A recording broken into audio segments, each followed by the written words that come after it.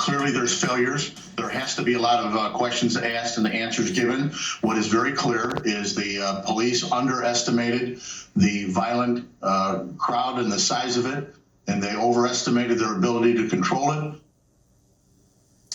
And sadly, that goes in the Understatement Hall of Fame. Capitol Police have a lot to answer for after rioters easily laid siege to the U.S. Capitol with the full House and Senate and their staffs inside and the Vice President presiding on the House floor.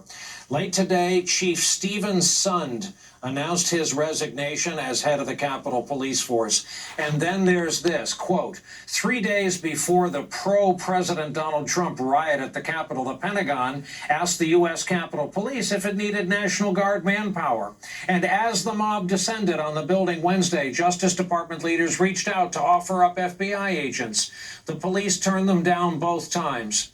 So we could only think of one guy, and indeed back with us again tonight on this big night for my beloved Louisiana, retired U.S. Army Lieutenant General Russel Honore, who led the relief effort, of course, in the days following Katrina in New Orleans. He happens to be a 37-year veteran of our armed forces. He has written a book that is called Leadership in the New Normal, and we recommend it. General, tell me what the response would have been if you'd been at your desk in the Pentagon watching live news coverage across the Potomac River with the ability to send people, manpower, across the river to help?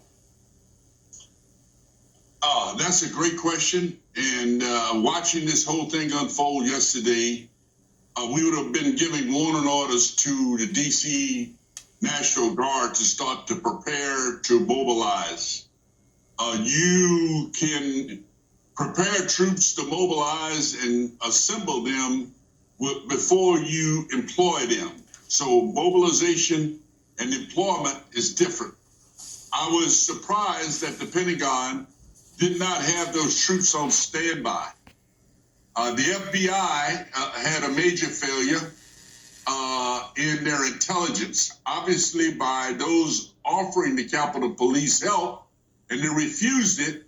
I think once this all get uncovered, there was some complicit actions at the Capitol Police. A police chief has been fired, but now we need to look at a special investigation. Was he complicit along with the Sergeant of Arms in the House and the Senate? It gives appearance of complicity.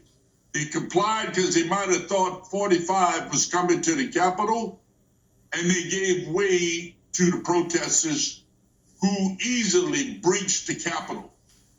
This is a crying damn shame. And I applaud those individual officers who put their lives on the line yesterday to try to restore order. But yesterday they were poorly led. The good news is tomorrow those three individuals will be fired and not allowed back into the Capitol. The Sergeant at Arms of both houses and the Capitol Police Chief. And I think investigation will find out there were some complicit actions here. Indeed, over 50 of those officers in trying to do their jobs were injured, but as you point out, they were poorly led. This was a surprise to no one. The president had advertised it. Hell, this went out in a group email to every QAnon nut job and white supremacist and neo-Nazi and anti-Semite within hundreds of miles. Yet I want to read you this from the Washington Post. In memos issued on January 4 and 5, the Pentagon prohibited the district's guardsmen from receiving ammunition or riot gear, interacting with protesters unless necessary for self-defense, sharing equipment with local law enforcement, or using guard surveillance and air assets without the defense secretary's explicit sign-off, according to officials familiar with the orders. And General, I think we know each other pretty well. I am not a conspiracy theorist either, and yet reading the tea leaves here, you would think that some kind of a fix was in. It was complicit. They complied doing what they thought a 45 wanted to do. And I don't want to cross the line here because I'm subject to Uniform Code of Military Justice, but because if I make derogatory remark against the president or certain members of his cabinet. But I will say this, The hell with it. This was total incompetence, and this was complicit by the leadership involved in securing the Capitol because they wanted to please 45 because they thought he would come over. This is a crying shame. I used to be on the Joint Chiefs of Staff and attend meetings at the Situation Room weekly, sometimes bi-weekly. I know this security plan. I have coordinated with the Capitol Police, the Sergeant at Arms, in discussions on how we would secure the Capitol during the annual inauguration speech.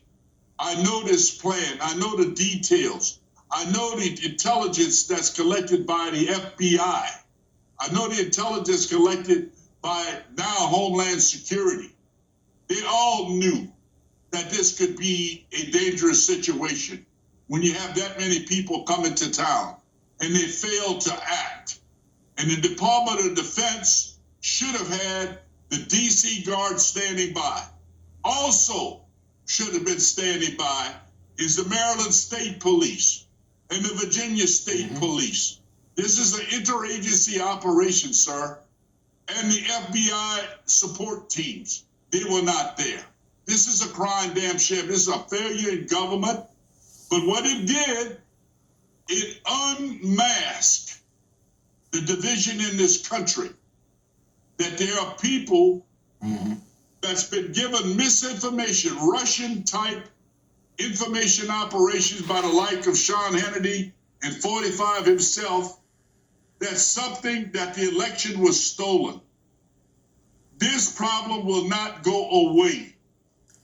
And we need to apply all elements of government and media to disenfranchise this idea that the election was stolen, because 45 has made some 70 million of his followers believe the election was stolen.